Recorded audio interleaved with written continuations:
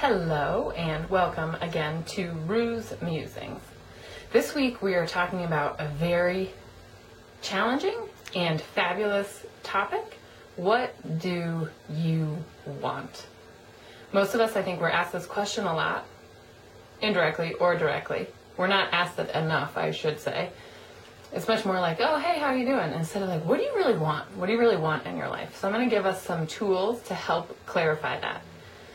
The first tool is to consider sort of a state of being that you want to cultivate the most. So maybe joy, or maybe balance, or maybe truth, or peace. So that we align with a couple of these ideas, of these broader senses of what we're trying to cultivate day in and day out, moment to moment in our life.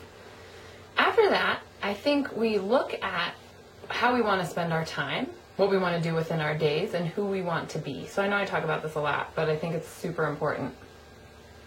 And one of the things, the primary thing that I've identified that gets in our way of identifying what we want is that we think about this, what do I want, within the parameters of what we perceive to be possible.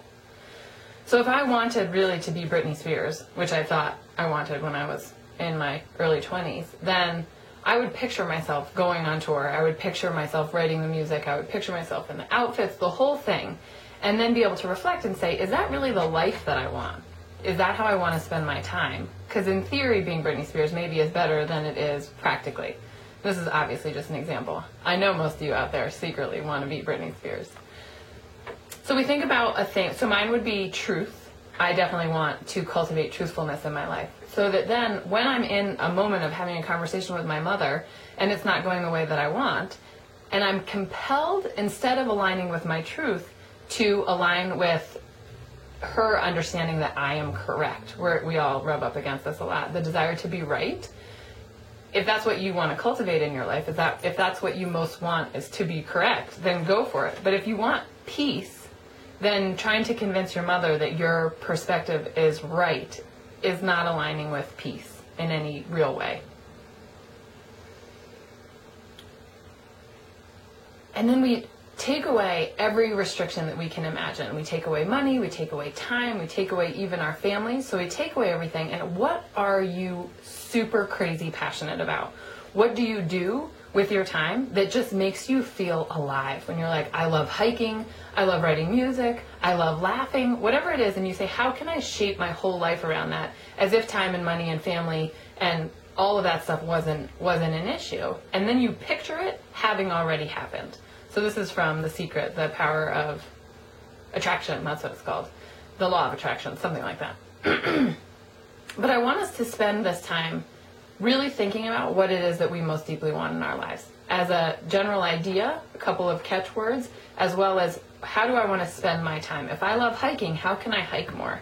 And then maybe even how can I build a career out of hiking? A girlfriend of mine started a dog walking business. She loved being in nature, she loved dogs, so she started walking dogs. It's an awesome manifestation of both of her passions, or some of her passions.